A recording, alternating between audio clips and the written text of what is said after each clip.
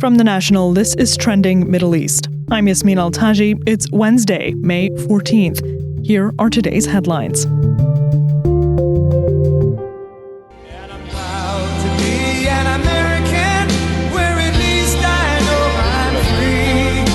That's the tune U.S. President Donald Trump walked out to at the end of his first day in Saudi Arabia, where he let the world know his strong commitment to Saudi-U.S. relations.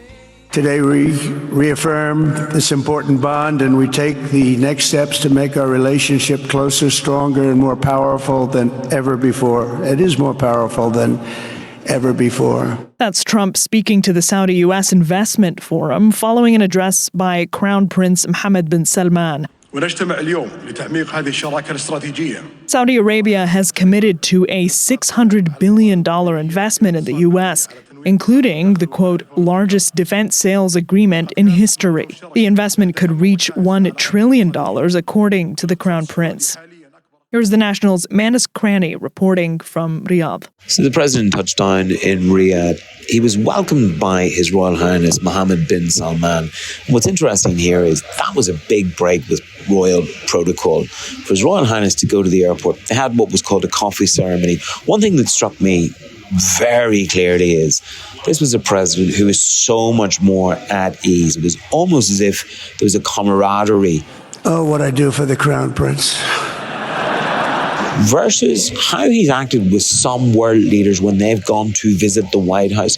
Think about the King of Jordan. Think about Zelensky. Think about the theatre, the spectacle, the body language, the tone and intonation that you saw at those meetings versus this. Trump headed to the Middle East with business deals at the top of his agenda. In an earlier meeting with the Crown Prince, Trump emphasized the number of deals that would come out of the trip. He was accompanied by some of the biggest names in American business and tech, including Elon Musk, Sam Altman of OpenAI, Jane Fraser of Citibank, and Larry Fink of BlackRock. The message from Donald Trump as he took to the stage was this: let the whole region and the kingdom deliver commerce, not chaos, tech, not terror. Maybe even floated the idea of Saudi Arabia thinking about the Abrahamic Accords. He had some very clear messages over and above the $600 billion worth of defense and AI deals which have been signed here in the kingdom, and it was around geopolitics.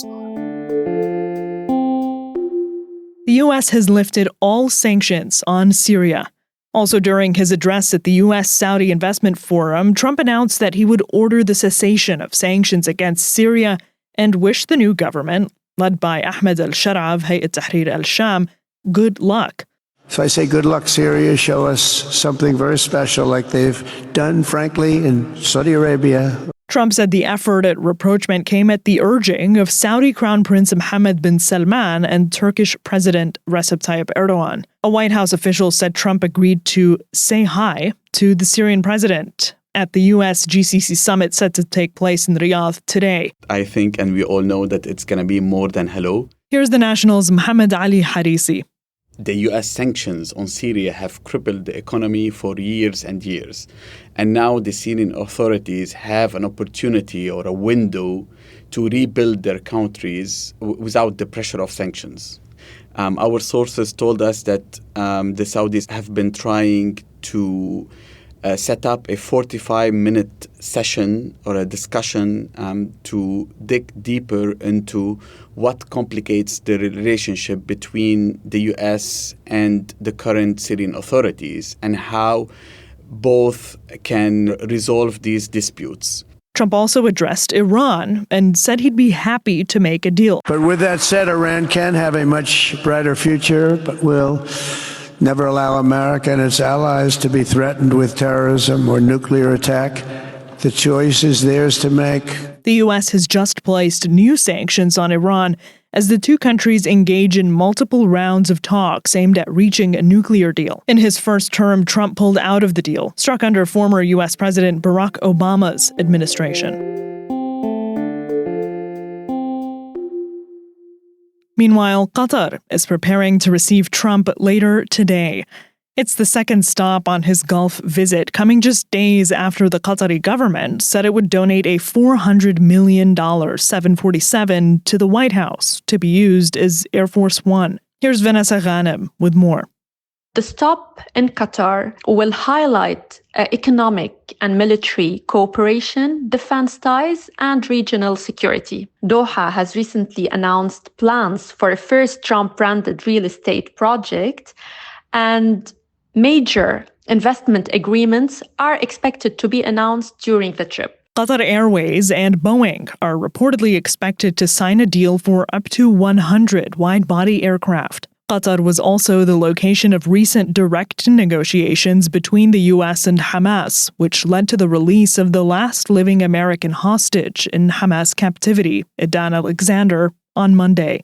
On regional security, Qatar is seen as a key partner in regional mediation. Also, Qatar is the Gulf Arab nation with the most formalized security ties with the U.S. It is home to the biggest U.S. military facility in the Middle East. So it is expected to discuss Gaza ceasefire efforts with the U.S. leader. Israel's war in Gaza is high on Trump's agenda during his Middle East trip, which notably skips a stop in Israel.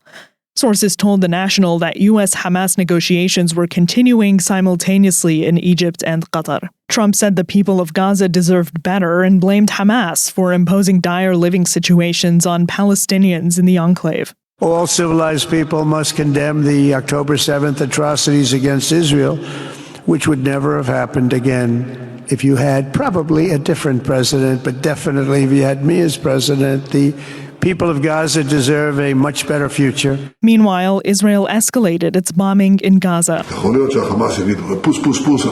Prime Minister Benjamin Netanyahu said his military will enter Gaza with full force in the coming days. The enclave's health ministry said 6 were killed and more than 40 injured in strikes on the European hospital in Khan Yunis. That's all for this morning's headlines. You can get these stories and follow live updates at our site. Yasmin Altaji, The National.